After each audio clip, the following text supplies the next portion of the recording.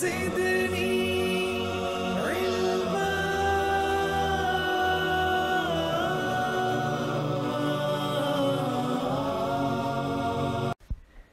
أعوذ بالله من الشيطان الرجيم. بسم الله الرحمن الرحيم. يا أيها الناس اعبدوا ربكم الذي خلقكم والذين من قبلكم لعلكم تتقون الذي جعل لكم الأرض فراشا والسماء بناء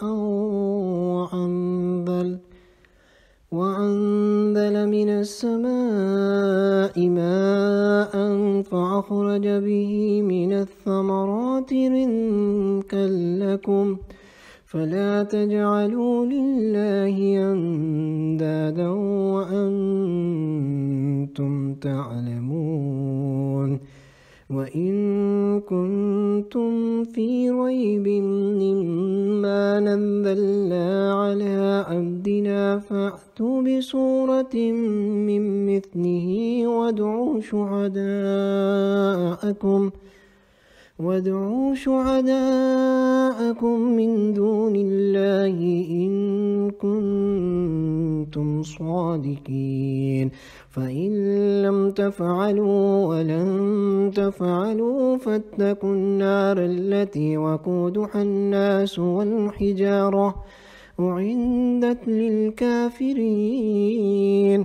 وبشر الذين آمنوا وعملوا الصالحات أن لهم جنات تجري من تحتها الأنهار كلما رزقوا منها من ثمرة رزقا قالوا هذا الذي رزقنا من قبل وأوتوا به متشابها ولهم فيها أزواج مطهرة وهم فيها خالدون. إن الله لا يستحيي أن يضرب مثلا ما بعوضة فما فوقها فأما الذين آمنوا فيعلمون أنه الحق من ربهم وأما الذين كفروا فيقولون ماذا أراد الله بهذا مثلا يضل به كثيرا ويهدي به كثيرا وما يضل به إلا الفاسقين الذين ينقضون عهد الله من بعد ميثاقه ويقطعون ما أمر الله به أن يوصل ويفسدون في الأرض أولئك هم الخاسرون. كيف تكفرون بالله وكنتم أمواتا فأحياكم ثم يميتكم ثم يحييكم ثم إليه ترجعون. هو الذي خلق لكم ما في الأرض جميعا ثم استوى إلى السماء فسواهن 7 سماوات وهو بكل شيء عليم. وإذ قال ربك للملائكة إني جاعل في الأرض خليفة قالوا أتجعل فيها من يفسد فيها ويسفك الدماء ونحن نسبح بحمدك ونقدس لك قال إني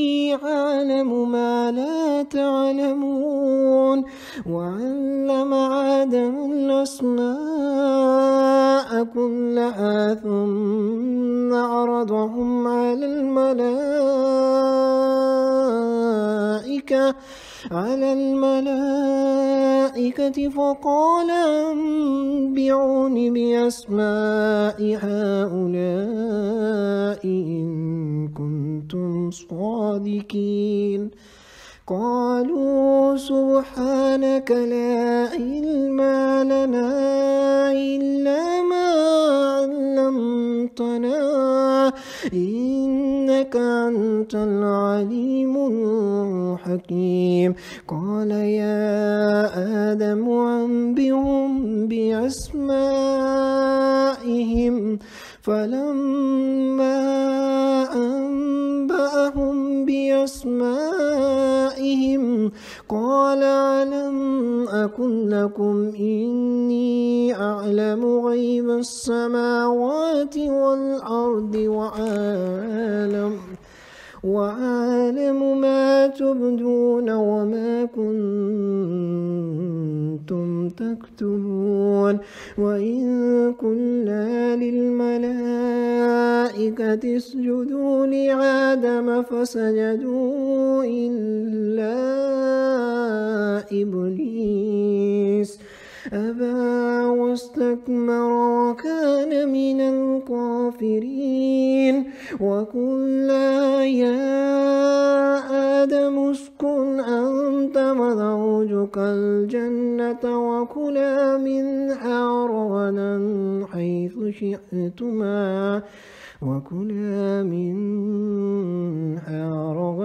حيث شئتما ولا تقربا هذه الشجرة فتكونا من الظالمين. فأزلهما الشيطان عنها فأخرجهما مما كان فيه وقلنا اهبطوا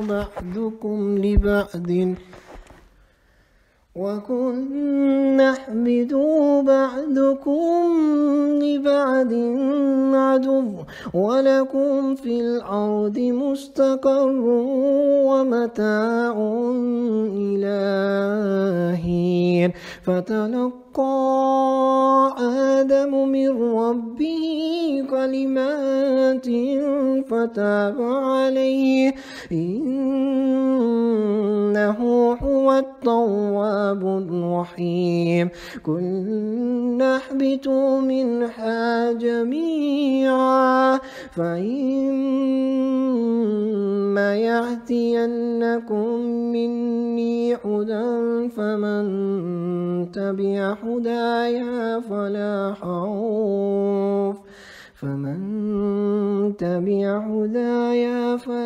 خوف عليهم ولا هم يحزنون. والذين كفروا وكذبوا بآياتنا أولئك أصحاب النار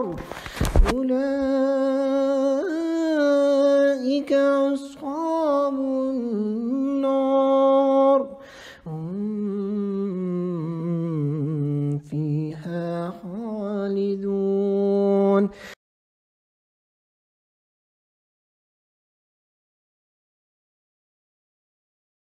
سورہ بقرہ کی ان آیات میں اللہ رب العزت نے بندوں کو اپنی عبادت کا حکم دیا اور بتایا کہ تقوی اور پرہیزگاری اللہ رب العزت کی بندگی اور اس کی عبادت سے ہی حاصل ہو سکتی ہے۔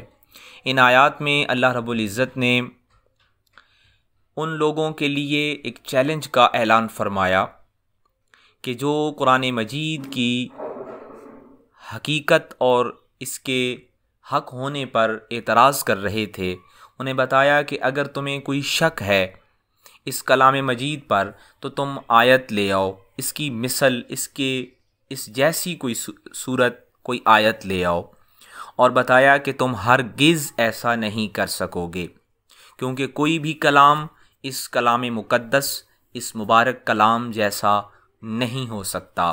اور پھر ان لوگوں کے لیے خوشخبری بتائی گئی کہ جنہوں نے اللہ پر ایمان لایا، اللہ کے رسول پر ایمان لے آئے ان کے لیے خوشخبری بتائی گئی، اور بتایا گیا کہ وہ لوگ جو فساد مچا رہے ہیں، زمین میں نقصان کا سودا کر رہے ہیں، جو لوگ اللہ اور اس کے رسول کے حکم کے خلاف چل رہے ہیں، وہی دنیا میں اصل میں نقصان اٹھانے والے ہیں، کیونکہ زندگی بھی اور موت بھی یہ صرف اللہ رب العزت کے دستے قدرت میں ہے۔ اور بتایا گیا کہ جب اللہ رب العزت نے زمین میں اپنا نائب بنانے کا فیصلہ کیا تو اس وقت کا جو احوال ہے اس کو بیان کیا گیا کہ ملائکہ نے، فرشتوں نے کیا کہا، اور اللہ رب العزت نے ان سے کیا ارشاد فرمایا۔ جب فرشتوں نے یہ کہا کہ ہم تمہاری تسبیح کے لیے، عبادت کے لیے کافی ہیں، تو اللہ رب العزت نے بتایا کہ میرا علم سب سے بہترین ہے، سب سے اعلیٰ ہے۔ اور اس کے بعد اللہ رب العزت نے جو اپنا نائب انتخاب کیا، چنا، اس کو اللہ رب العزت نے، ذات مطلق نے، ذات واحد نے اس اپنے نائب کو علم عطا کیا، اور اس کے بعد جب اس کو علم عطا کر دیا گیا اور آدم کو بنا کر پیش کیا گیا تو ملائکہ کو حکم ہوا کہ میرے اس نائب کو جو ہے تم سجدہ کرنے والے ہو، تمہیں سجدہ کرنا ہے۔ تو سارے فرشتوں نے سجدہ کیا، مگر ایک ابلیس تھا جو اپنے تکبر کے سبب اس نے سجدے سے انکار کیا، اور پھر وہ کافر ہو گیا، اور اس نے فساد کی بنیاد رکھی، کیونکہ کفر کرنے والا ہی فساد کے راستے پر چلتا ہے۔ رب زدنی